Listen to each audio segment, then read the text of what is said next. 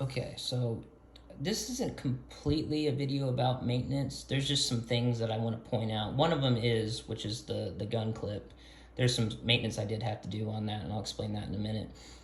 There's some things that happened on this pack that just over 4 years of it being in storage and then transporting it, setting it down. There's some things that happened, and let's look at some of the scratches on here. That's not really what I'm going to show, but you can tell. And in the videos, you can't really tell that there's some weathering, but there is. Like, that just happened from probably setting it on its side when I had to work on it and stuff like that. So let's get to the bottom part of the pack. And this is something I'm surprised I never had happen on a fiberglass pack before. And especially this is very surprising that this happened with this shell that's fiberglass backed with polyurethane resin, which is on the outside, which is kind of, so that inside part right there is fiberglass.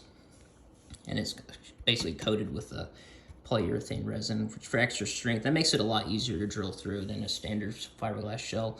But yeah, this happened, I think, when I brought it out of storage. You can tell that this little chip, and that's something that can happen. I never had it happen. Like, it never happened on my video game pack that I'm aware of, that I paid close attention to.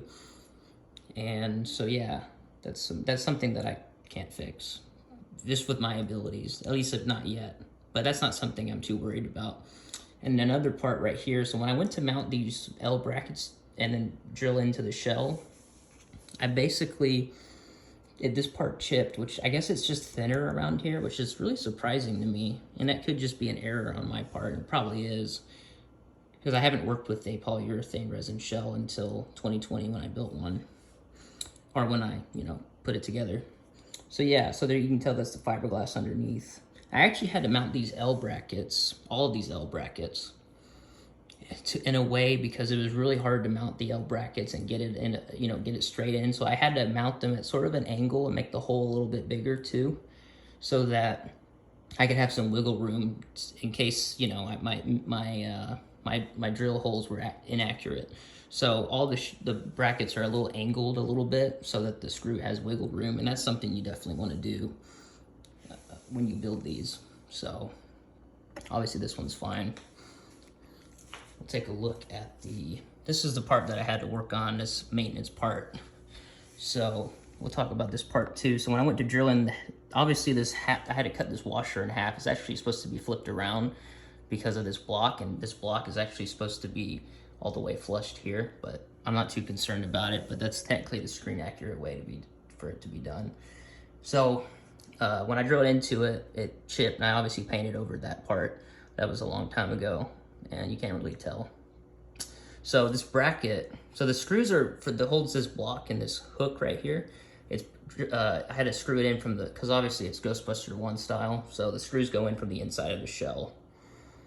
So I had to do that, and I had some problems getting this on here. I basically had to hit it with the hammer a bunch of times, but over like this year, which was, I guess, maybe it was like 4.5 years later, this part, because this was starting to come loose, because this sits on the screws, it's supposed to be snug on there, and it was for a while, and it kind of got loose and it fell off. So I had to actually epoxy this on with some JB welds, and that actually has been holding really well.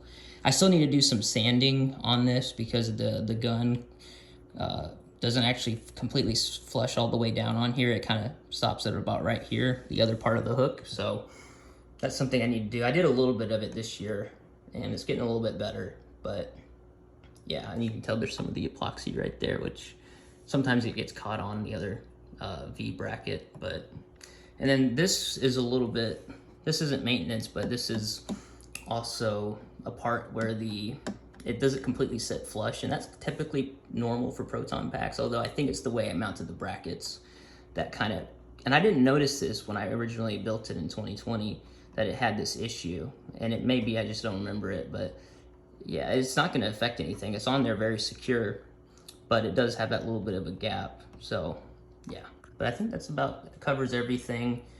And yeah, so stay tuned for some more videos coming soon.